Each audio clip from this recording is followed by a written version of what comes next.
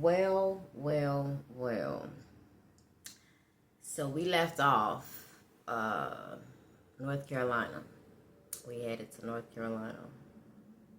My old saying used to be, I'm going back. Well, it was saying to me, you going back to Cali. To Cali. You going back to Cali.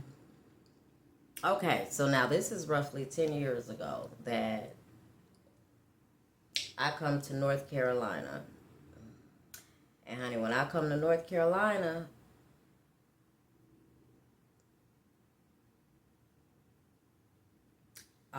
everything that I thought that I knew, I was completely wrong.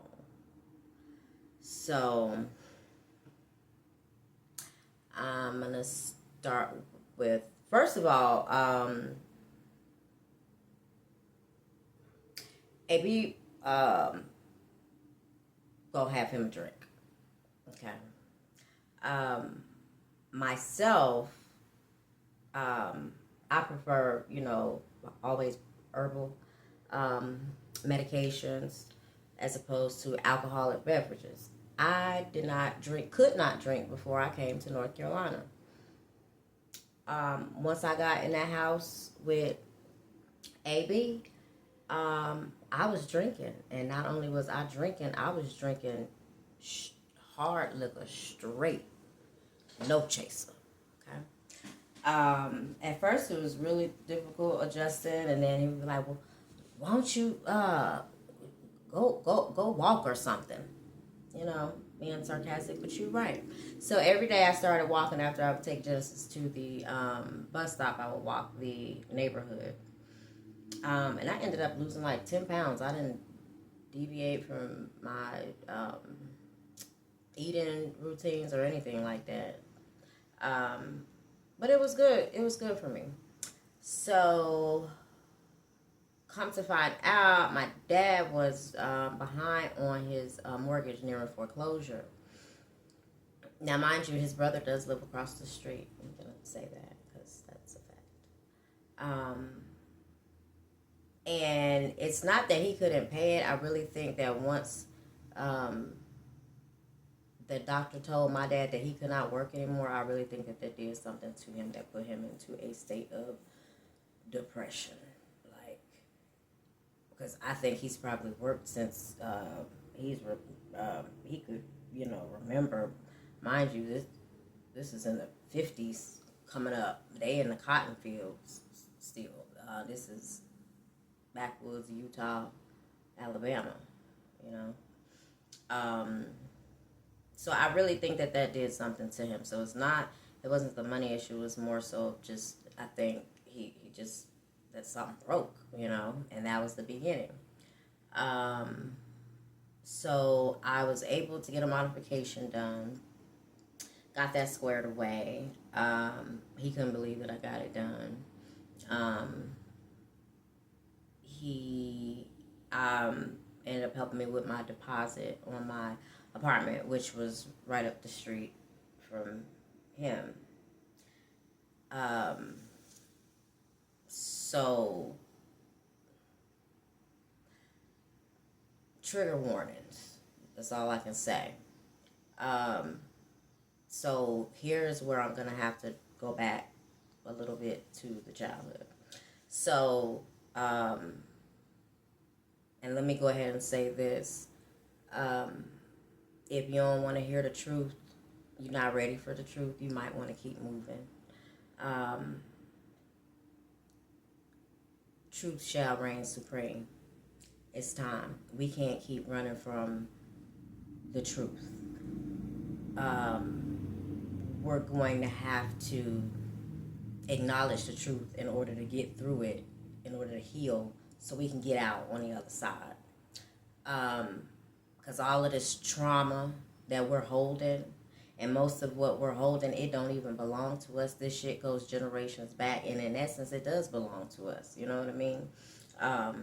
Because most of us, some of us are ourselves reincarnated. Some of us are here from other dimensions, here to help, to raise the vibration of this planet.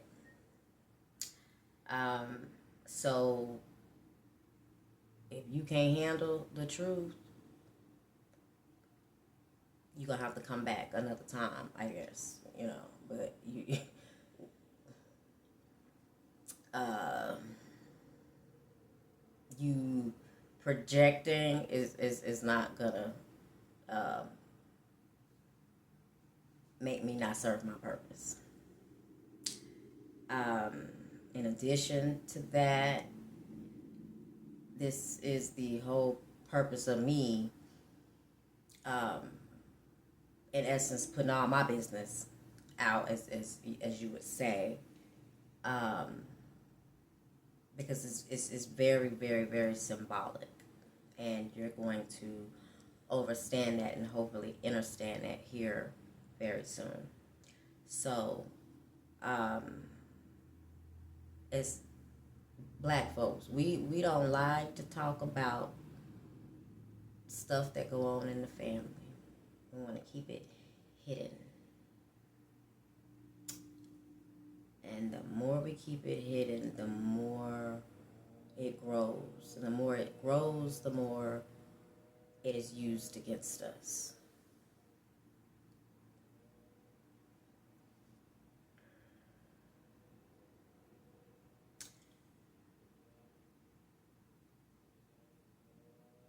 So this is me, and I'm betting it all on love.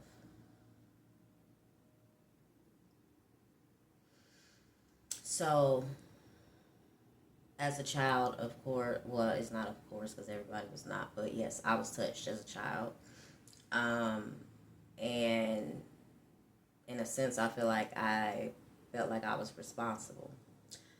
There was one particular incident that this particular um, cousin, um, after he did what he did, it was if he hated me after that. Like, I would come around high and da da da. I don't even think I was thinking about it. But you get on out around here. I ain't none of your equal. I ain't none of your equal. Like, damn, what did I do? What the fuck I do to him? I didn't get it at that time. I didn't get it. And other incidents um, that went on. So I'm going to come fast forward back. So one of my, truth shall reign supreme. So one of my karmic family members, I guess, yeah, we're going to call them karmic family members, was very close with, so I thought. Now, there was an incident, I remember I was younger, this is in the 90s, something happened with him, and he came to visit for a while until my dad fixed whatever it was that he had going on. So he always looked out for me when he was there during this time. There was never any funny business from this particular karmic family member. So fast forward back, I'll say 10 years ago, but a couple years. I'm going to go back to the night I made it to North Carolina. So I get a phone call. So you're back, hon? I'm like, yeah, well, I'm coming in town. All of them drive trucks and shit. Okay. Well, I might need you to come and pick me up. I'll give you gas money and da da da. Just kind of demanding. But in the back of my mind, I am now forced to come face to face with something that I had put away in a box and tried to pretend as if it never happened. But we cannot pretend that shit didn't happen because it did happen. Because when we pretend that it didn't happen, those emotions, they manifest somewhere within us and they come out. So, I'm going to fast forward 3 years back from about 10 years ago. Um,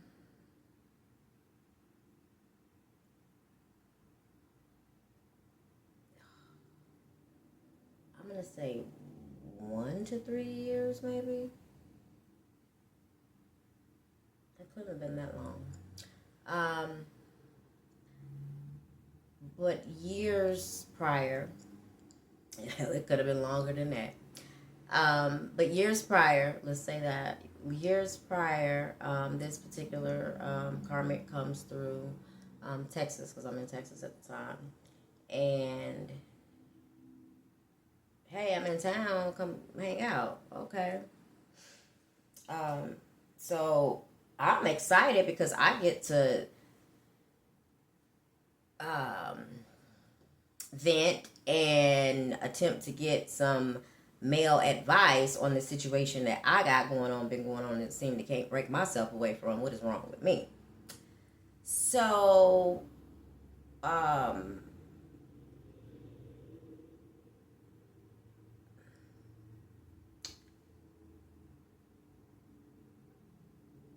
there was something that transpired that night. Now, we did not have intercourse, but there was something that I was coerced to do. Um, After I was given something to relax me, so to speak. Um, and I remember certain things that were said, so to speak, to coerce me. You ever do something and then afterwards you can't even believe the fuck that just happened? That's how that was in that moment. And that's about as much detail as I can give you at this juncture, because that is not the um, overall message of today's lectures. So, yes, so that happened. So, and on top of that, I'll call you in the morning before I leave. Oh, okay. Ask me. So the next time that I heard from this particular individual was the night that I got back in North Carolina. Okay, so um, um,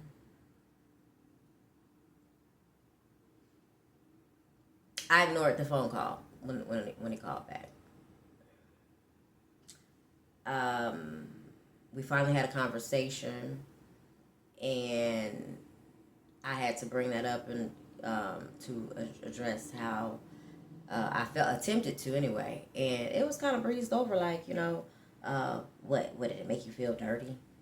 That was the response that I got. Mind you, this is my dad's BFF.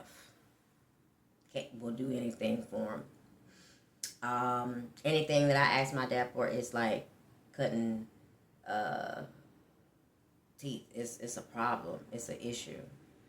Um, and so I'm still reeling with, well, why this dude don't like me, and I'm watching him interact with these other family members, and I'm just being straight handled, So then there's a young chick that comes into the picture, and some shit go down with her, and this is that and the third. Well, this is the biggest thing. So,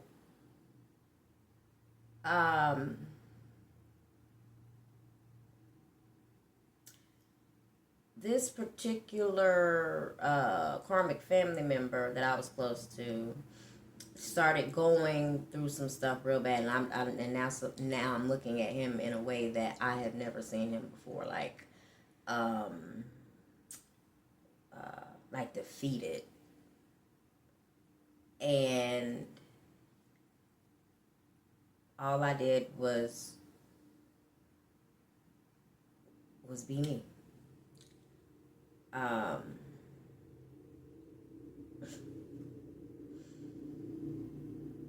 And so with that,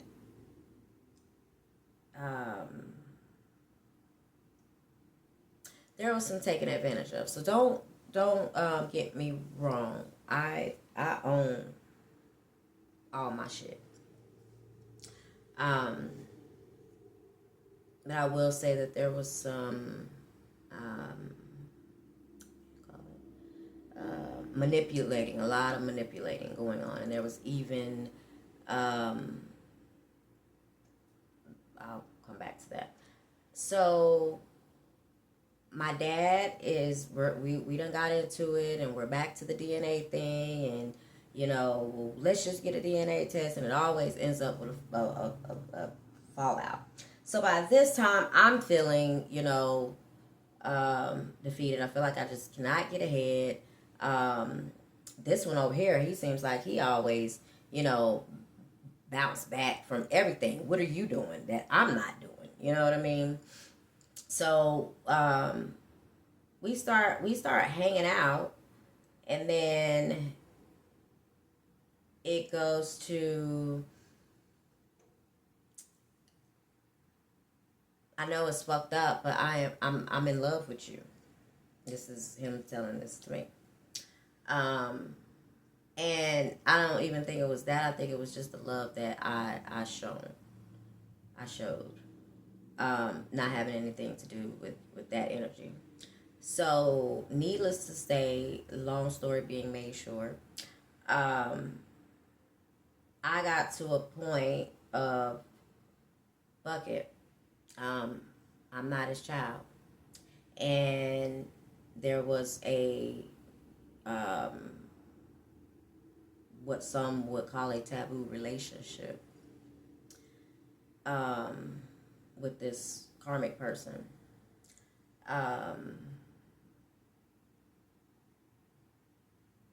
And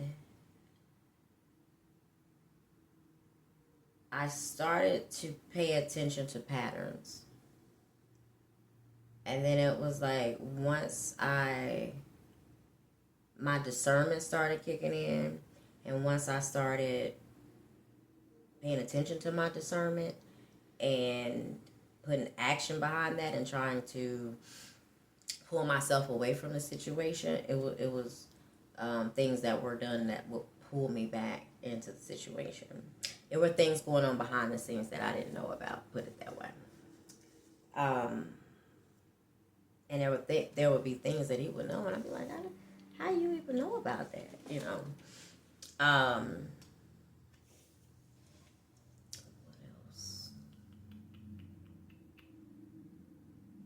So there was a particular, now I have a high tolerance, and I've never blacked out before. What's done is what was done is done. I'm not accusing anybody of anything, but it is what it is. This night I blacked out, and it's like trying to find pieces of something in the dark, trying to recover memories when you're in that situation. So fast forward. Mind you, my oldest is 11. Guess who's pregnant?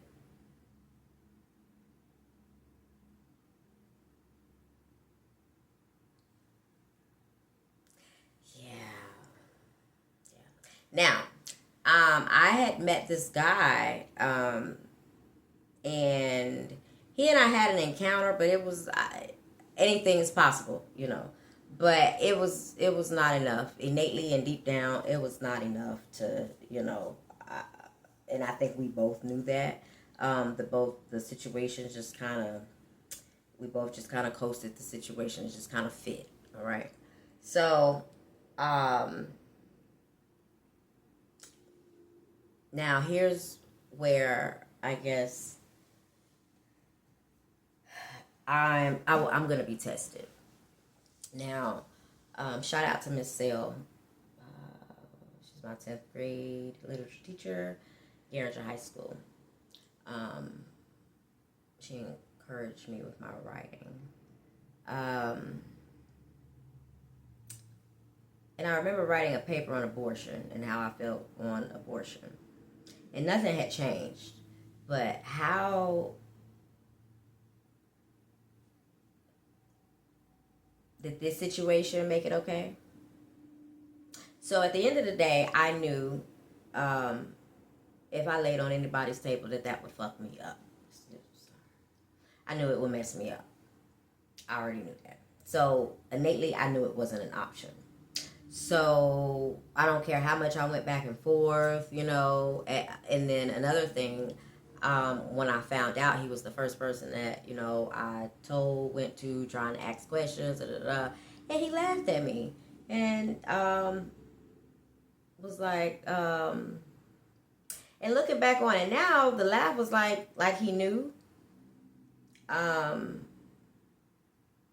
But he like tried to pull me towards him, and I pulled myself away because you're not trying to give me no clear answers. It was just like, are you crazy? You know, ain't nothing like that happen. And I would, you know, like, it's very dismissive. So once I pushed him away, it was like, oh, so you hate all men now, huh? I just gotta download with that. And I walked to my room. And so he would be around like every day. Nothing else happened after that, of course, you know, because now there's a possibility, and no matter how much I want it to not be a possibility, you know. So I did schedule a procedure, and I want to say it was February 27th.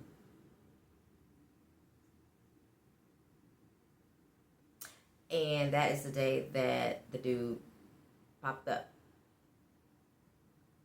And just to give some background, he pretty much got caught cheating. Not even with me, because I didn't even know the relationship with you, whatever. But like I said, it accommodated the both of us, I guess. So, but Karmic would want to hang around with dude every day. To the point to where I'm like, well, don't you think that's trifling of you? Like, so then, okay, he leaves. So now I'm getting ready to move, and I'm moving outside of Charlotte because, yes, I am going to put my big girl panties on, and I'm going to deal with this. And of course, it's all right. All right, Spirit, I won't do it again. Just let it not be, and, you know, all of that. But, you know, hey, if it is, I'm going to deal with it and give me the strength to do so. So I go on out to the outskirts, what they call Concord. And homeboy was there with me. He was there and he wasn't. But I am grateful. So I think I moved in April. And never forget, it was in July sometime. I was at work. Just started having contractions. And to the point to where I was in labor. It's probably only one of my kids that I went into labor with on my own. So I end up leaving work, and I go to the hospital. The doctor keeps me overnight, gives me a medication to stop my contractions, stop the labor. Okay, cool. So, oh boy leaves. Look, you ain't in labor, so I don't need to be here. He went to the house. I got a call from old boy. Just, you know, I heard checking on you. So, I was in July. So a couple of weeks later,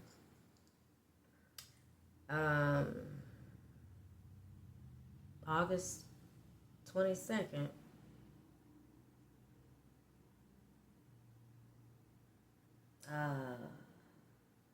my life, oh wow, my existence was altered. It changed. August 22nd, 2016, my son was born.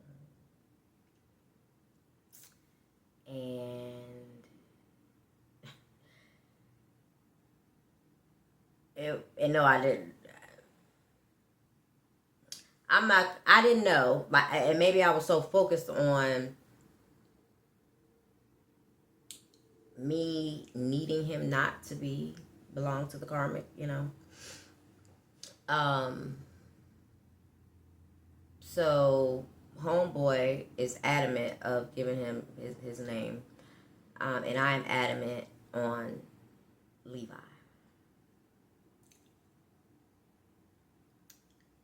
Phoenix Levi. So, long story being made short, by September, old boy done got back with his girlfriend. I always told him that he could have a DNA test. They stopped doing them in the hospitals, so so we couldn't get it done then. But I'm like, I'm game because we already know the business, and my thing was just don't do it behind my back.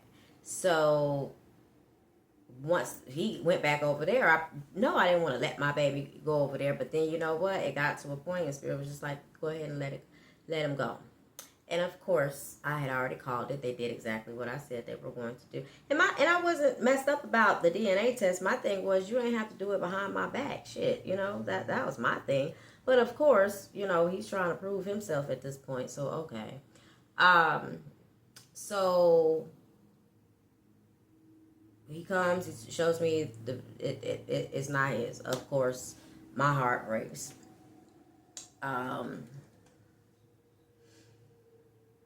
And so I contact the karmic, and he said he don't want to have nothing to do with what me and homeboy got going on. Well, first he asked me if I had proof, and I said no because he didn't give me proof at first. And don't involve me with what y'all got going on.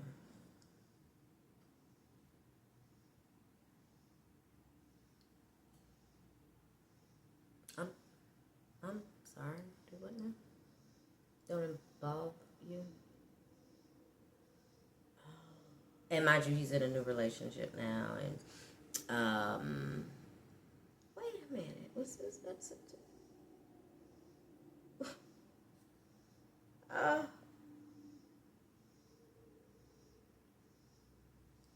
it before or after? Okay, so this might have been September, October, November sometime where I'll find out. Now, piece to the story. Also, when I came home from the hospital, I went to my dad's because my dad was, his health wasn't too well at that time. And I had stairs. So, of course, the karmic comes over to see the baby and wants to know his name. And he says he's beautiful and he leaves. By the time I get back home, he's never been to my house that I know of. So I was sleeping, and dude comes and he's like, your people here, and I'm like, huh? How you know where he live? Well, they downstairs and da da da. So I'm in and out, and I think I make an appearance at maybe like 11 o'clock at night, because I had not slept. So they would, even after Keith left, and old boy left, and I found out that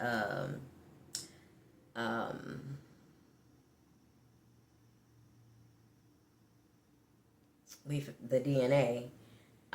He would bring the girlfriend over. You know what I'm saying, to my house. And it was kind of awkward because he was really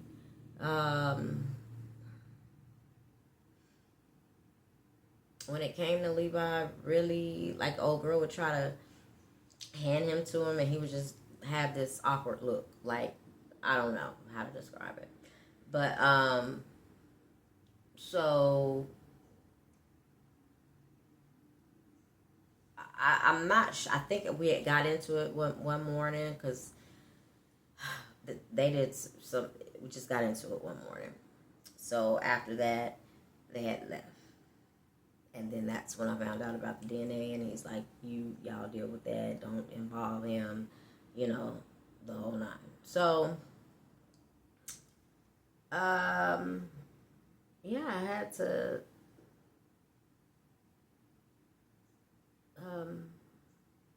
deal with it. Now, his sibling is about to now move in because I'm trying to keep my job, and my baby is babysitting when she can, and I'm trying to hold it all together. Now, she's getting ready to move in. However, unbeknownst to me, for the past year and some change, I have been accused of sleeping with her husband. So I had no idea. Every time I would see her, and I thought we was like this. Every time I see her, it was, and just this mean energy. You know, I'm like, what did I do? So after a while, I stopped asking because didn't nobody know what I did to her. Didn't nobody know, but everybody knew. But okay.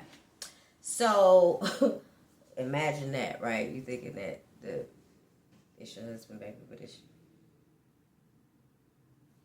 And came to she was another one that came to the house during this time. Oh, I was coming to see my baby.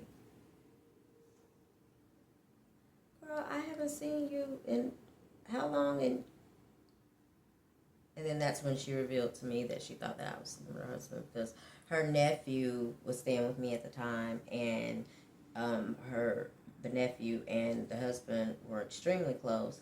And I remember this night because he came in. He's like, "Cuz, I'm hoping to be out here, and we gonna drink this beer in the van."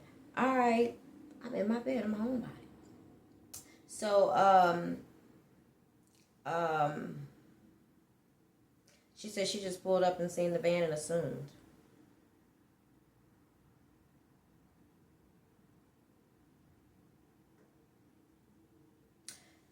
Moving forward, so now they're in a situation, and hey, can we come and stay? Cool.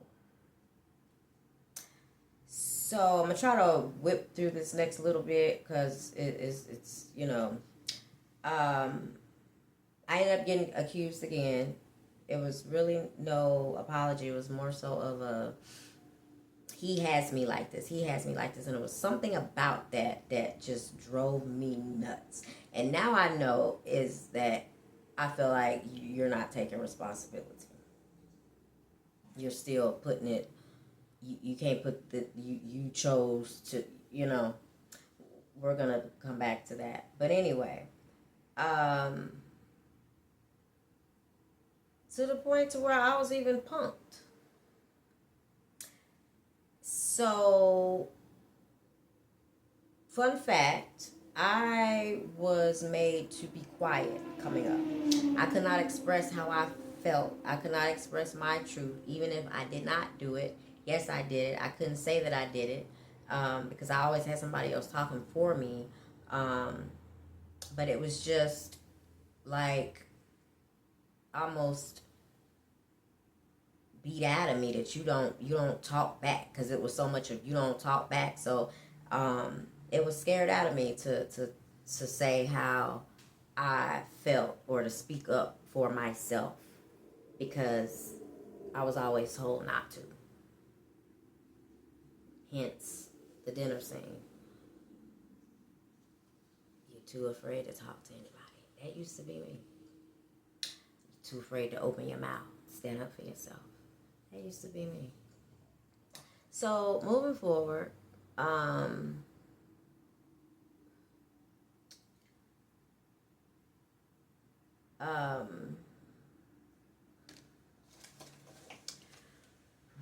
so moving forward, with that used to be me.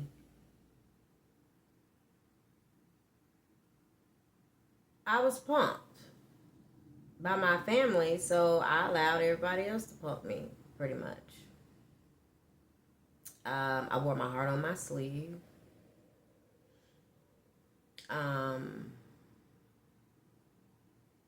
And I think I became this person that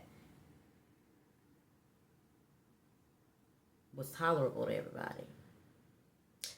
So I had to learn how to maneuver through all of these energies and to create a safe space for me. So I think I would become these different versions of myself based on what people needed of me, if that makes sense. I would dumb myself down. People would say shit to hurt my feelings. I ain't benefiting from you being here. Your daddy ain't sending no money this month. I'm a child. Now, when I got older, shit like that, in my mind, I could concoct some shit that would make you want to go hop off a cliff after sleeping.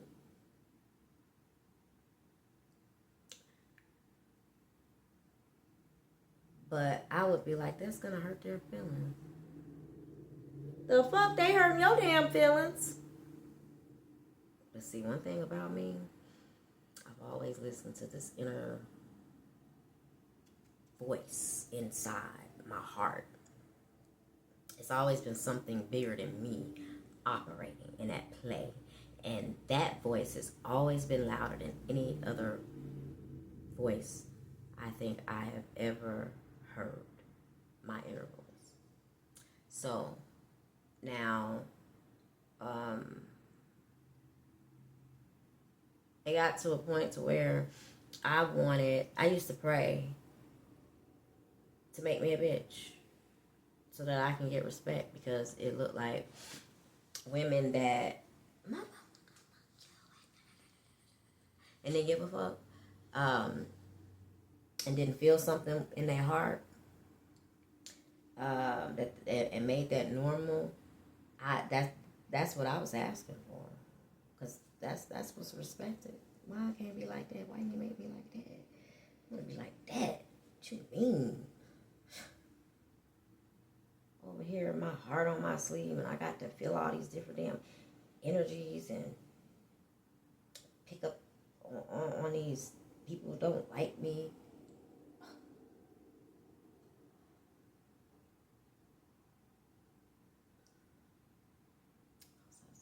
It's not how I made you, baby. It's not how you was designed. That's not what we agreed upon before you agreed to come back here. So no. I didn't know. All right. So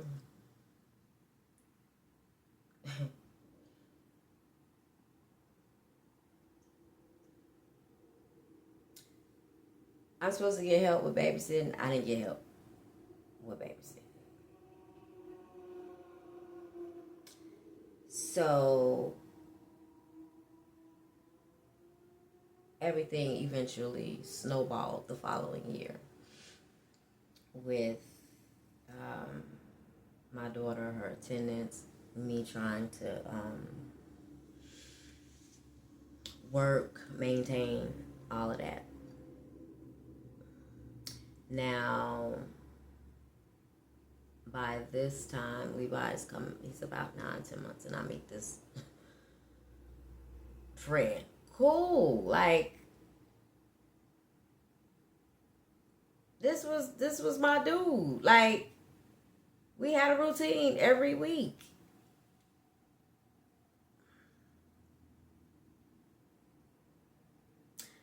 So I'm going to come back in the next episode, and we're going to talk about that one.